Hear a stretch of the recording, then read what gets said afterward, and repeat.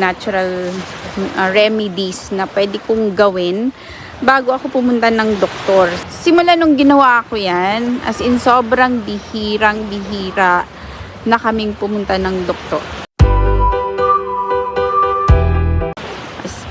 Ano yung mga most common na ginagawa ko talaga para tulungan yung mga anak ko or tulungan yung katawan kong mag-heal when sick. Kapag nagkaka-fever yung mga anak, yung step 1 dyan, kapag nagkaka-fever, dadalhin ko muna sila sa hilot. Kasi minsan, may mga instances na kahit anong inom ng gamot, tapos parang may something pa rin, parang hindi siya mag-heal. So, hilot lang pala yung kailangan. So, yun yung nagiging step 1 ko. And luckily, meron kaming available na ganyan dito sa community na. Meron na rin akong kumbaga suki na hilot talaga para sa mga anak. Kapag hindi na bumalik yung fever, okay na sila, 'di ba? They're back to being active and okay na. Wala na akong worries doon.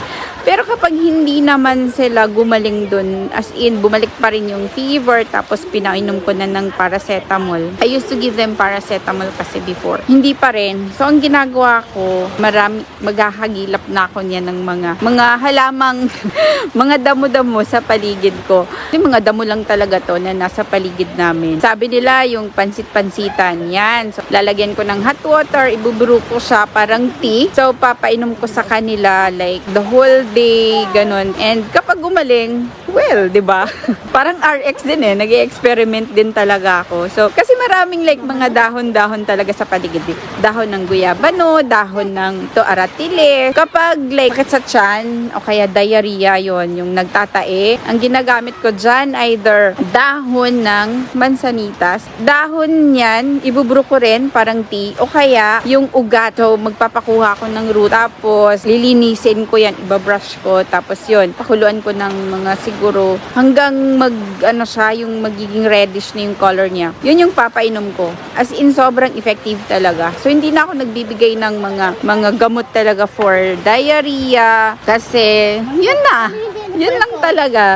Minsan, isang araw lang na papakuluan ko lang yung ganun and isang baso, uubusin nila for the whole day. At the end of the day, hindi nagiging frequent yung pagtataig. Basta sobrang effective talaga. Hindi lang bayabas yung effective, kahit yung mansanitas. Last year, when we got sick with COVID talaga, grabe yung ginamit ko na for cellular repair.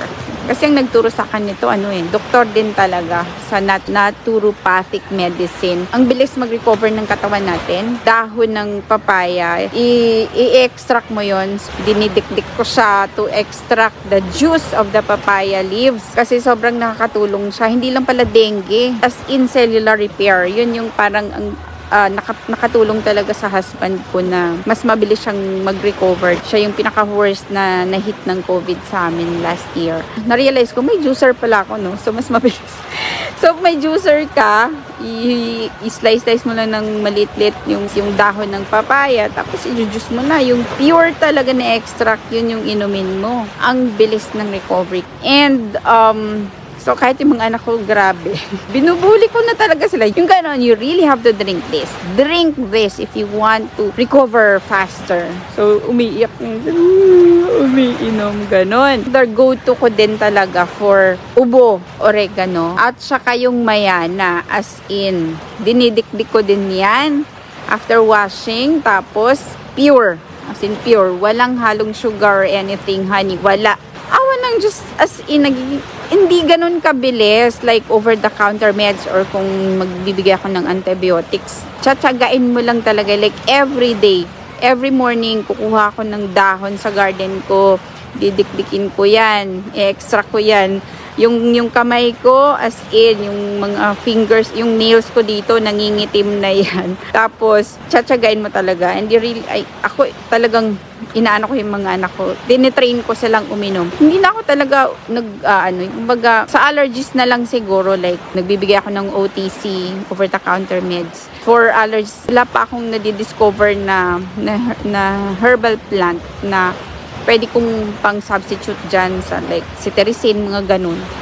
So like kasi sa running nose, diba, sobrang katinang nose talaga. Kaya kailangan ko din silang tulungan. Na sila, na-irritate na sila. Ganyan yung yung kapag sobrang irritating yung runny nose.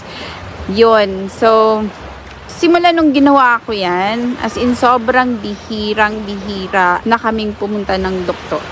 Kumbaga, first, second days, third days, halos controlled ko na yung condition nila and talagang gumagaling na yan sila.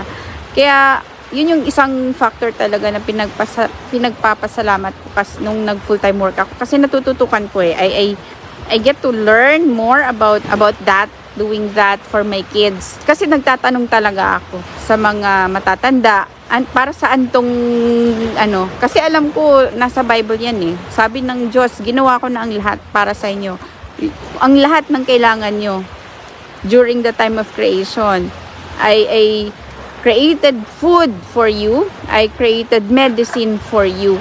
So, nasa paligid na natin ang lahat ng kailangan natin. We don't have to really look for yung mga mahal na gamot na nabibili natin.